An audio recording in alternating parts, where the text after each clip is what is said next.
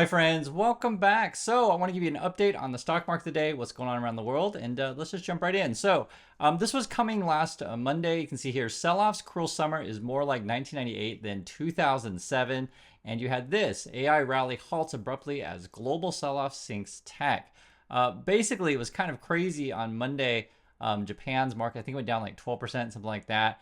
And then it had ruptures through the rest of the world, really. And then the US market, if you're looking at the pre-market on that Monday, was really, really scary. Some stocks were down like 10, 20%, that kind of thing. It didn't crash as much as Japan, talking about the US market, and then recovered over the week. Now we're going into this new week right now, and I want to go over some of the headlines coming out and sort of figure out what the heck is going on. And we'll start with this. So we're going to be looking at inflation. So we'll stack this up over here. And this says here, small U.S. inflation pickup won't derail a Fed cut in September. So basically what we're talking about now, guys, is they're kind of they're kind of preparing you for like we think inflation's going to creep up, so don't freak out. Please don't freak out, right? Because remember, the whole narrative is that inflation is cooling off, etc. But they're kind of indicating, they meaning, I guess you could say the markets, you could say Wall Street media, you could say the data, however you want to say it. We're getting prepared for a creep up in inflation, so be aware of that. We also have this one. Traders bet on wild swings with CPI print set to test the market. And they're saying options trading is thinking about maybe 1% up or down move on Wednesday. One thing I'll say that is unhealthy about the current market is just how wildly stuff has been swinging in either direction. And I think this really illustrates the market uncertainty. It also illustrates how much money we have flying around in our global markets because we're all connected. And speaking of being all connected, you can take a look at something like this. So let me just bring this. How do we do? I gotta send this back. There we go. There it is.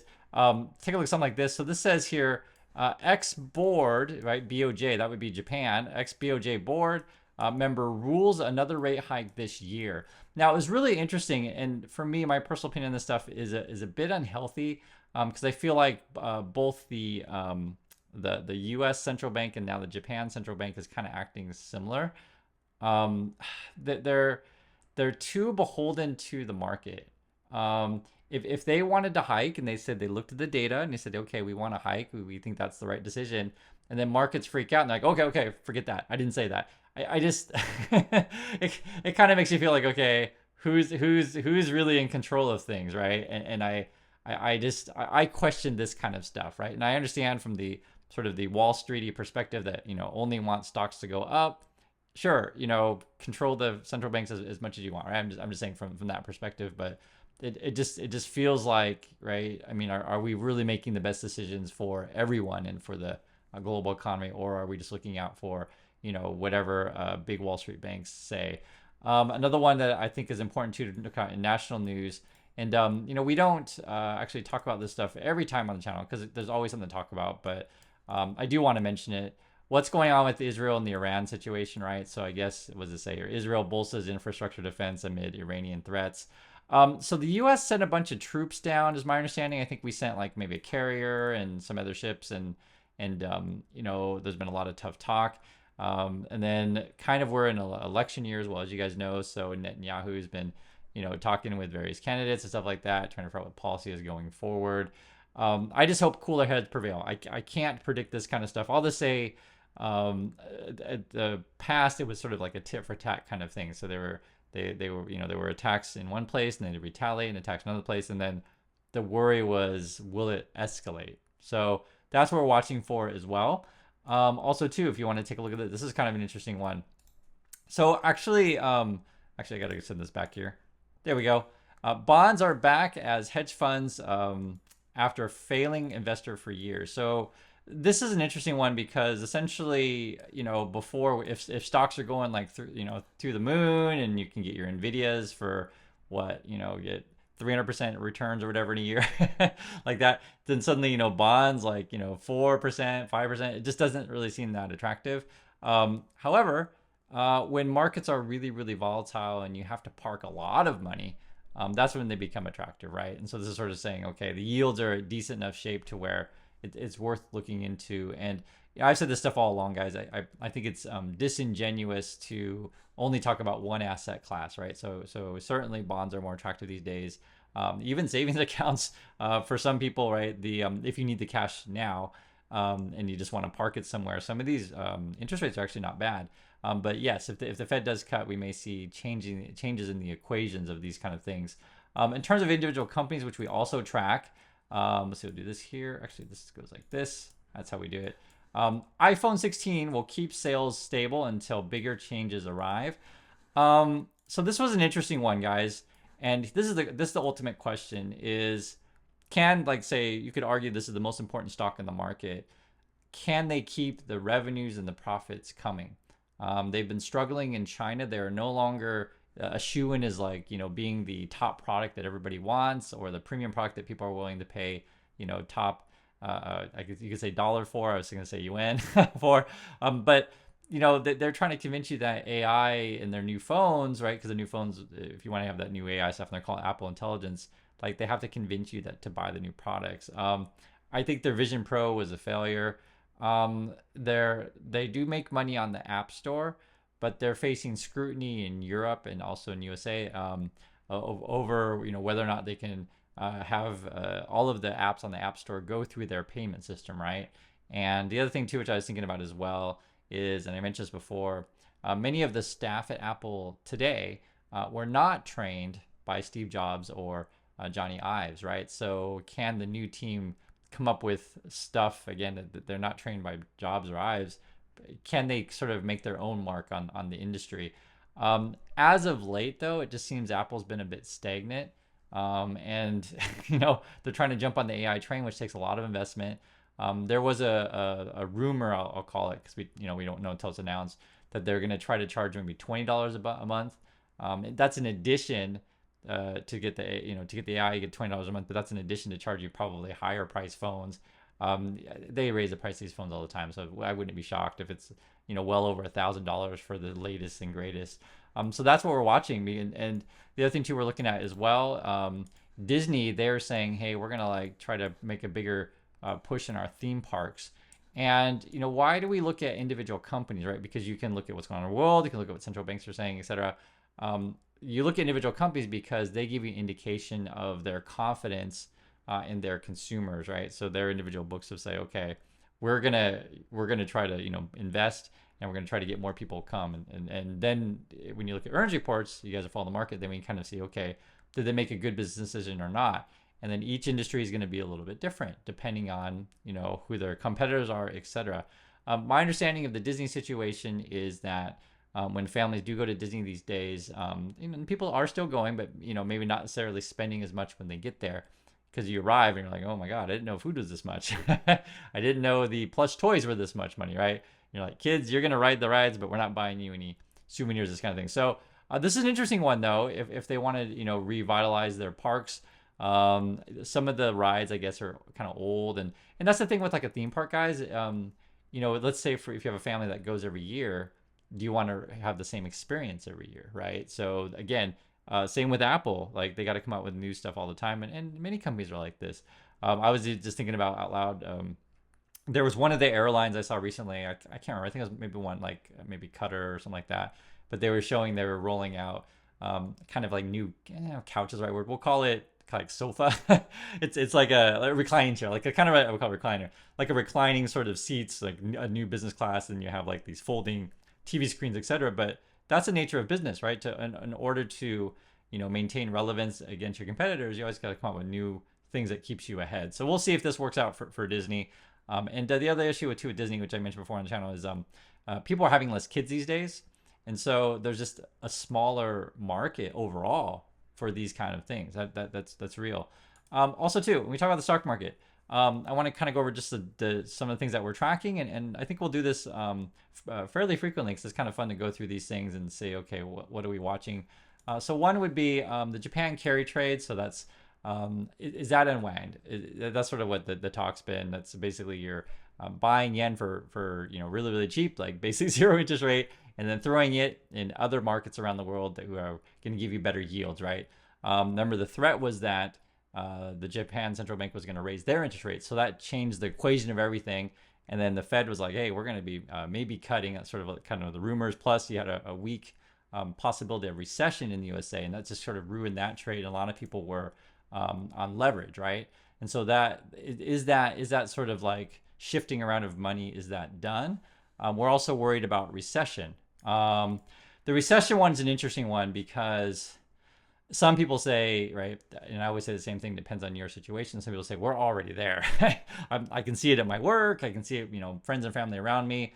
Like we're already, kind of struggling. And the thing with recession talk, right, they may make the official call. Say the government maybe will say, for example, 6 months from now, but that could be a late call to where it's already sort of occurring. And that's why we look at all the things happening together in the market. And the thing is with this as well, and this is sort of why when I bring up multiple things when we talk about the stock market, is valuation. So if you look at something like an Nvidia or like a Tesla or whatever, their PE ratios, so right, price of the stock compared to how much the company earns, are way out of whack. They're pricing these things to be like they're going to have amazing growth for years to come. They're going to sell tons of AI things. Now, in terms of Nvidia, yes, they do sell chips, and yes, they've been growing really fast, but can it continue at that same pace? And that's why you talk about recession, because remember, in a recession, if everything's slowing down, people, businesses are going to be cutting back investments. Businesses are sort of nervous about future sales, et cetera. And will the consumers show up in droves to essentially, want to take advantage of this AI? Or will the companies that are investing in the AI stuff, are they actually going to make any profit on said thing? Talk about something like of a Tesla. If people are worried about the future, are they really going out and buy a new car? So this is where you talk about tech valuations. You have to talk about all these things, and it got a bit inflated as well. If you had money coming in, it's not just Japan, like you could say from China and other, because it's not just U.S. investors that invest in American companies; it's all over the world. The other bit of uncertainty, sort of stuff we're tracking, is what's going on with the election. It was funny because if you would ask me a month ago who's going to win, it looked like Trump was up. Everything was talking about the Trump trade. Biden looked pretty weak. It was after or was that 2 months ago already? I can't remember. But after Biden's performance in the debate, he just looked awful. And they kept saying over and over again, if they want to have any chance at all, they're going to have to drop out. And you could make the argument too regarding the election is which party picked a new, younger, more vibrant candidate first, more likely to be the one to win. But at the moment right now, it looks like Harris is the one that is got the upper hand in the momentum. They have a debate. I think it's September 10th. That'll probably be the next swing. That's a month from now. I don't foresee anything, and you never know. It is an election. You never know. Things can swing like crazy. And I told you guys before, for Harris to really do well, she got to pull a rabbit out of the hat. Walt seems to be that rabbit, and she's getting great crowd sizes and turnout. So keep an eye on that stuff. The other thing you want to be thinking about too, we're talking about, say, recession, is what's inflation doing? That's why we check the news on this stuff every day. And they said before, guys, we're kind of expecting a small uptick in inflation. So, we'll watch. Is it? This is sort of, I would say, is it going to be a surprise to the market? This is why they kind of warn you ahead of time. They try to tamper down that stuff. What are jobs up to, right? Not Steve Jobs, but jobs and employment. Are companies hiring? Are people filing unemployment claims? Because remember, all this stuff is connected. If you believe in, say, we'll talk about your Teslas or Nvidias or your Apples or whatever. Right? If they come up with new products and they charge crazy high prices, right? Do you believe people are going to buy said things? Well, people to buy said things need to have jobs, right? They need to have money coming in, and that's something that you want to be watching. Also, too, and I'm just showing you guys kind of the stuff that I'm tracking here. What's Warren Buffett up to? As you guys know, he sold half his Apple. There was a report recently that he got a whole bunch of, I think his bonds, treasuries, you want to call it bonds.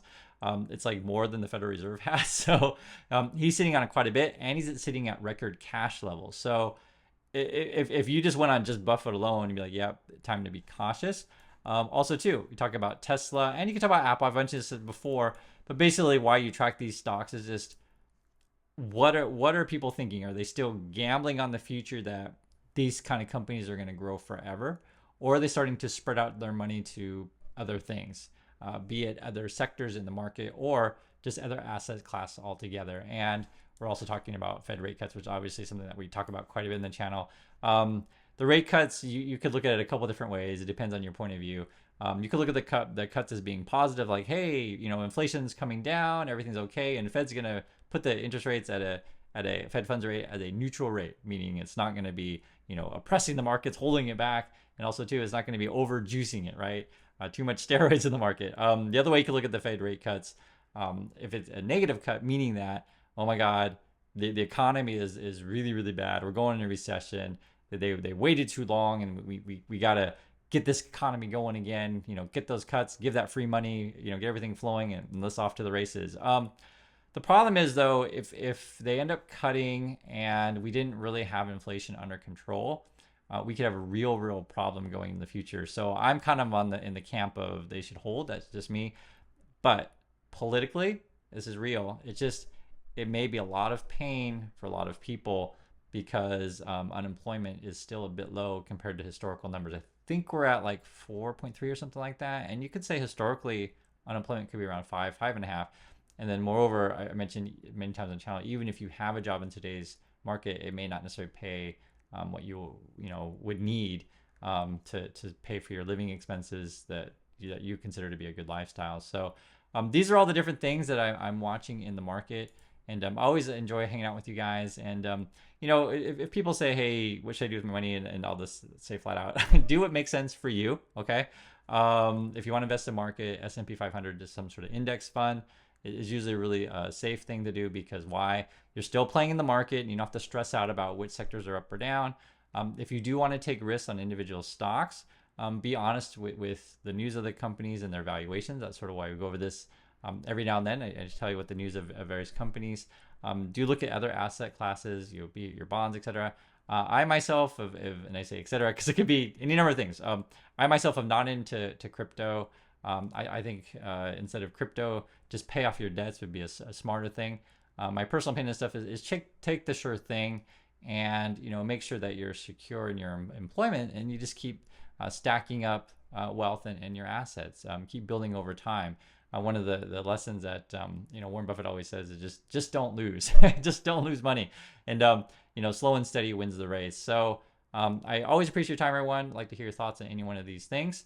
And I'll catch you on the next video.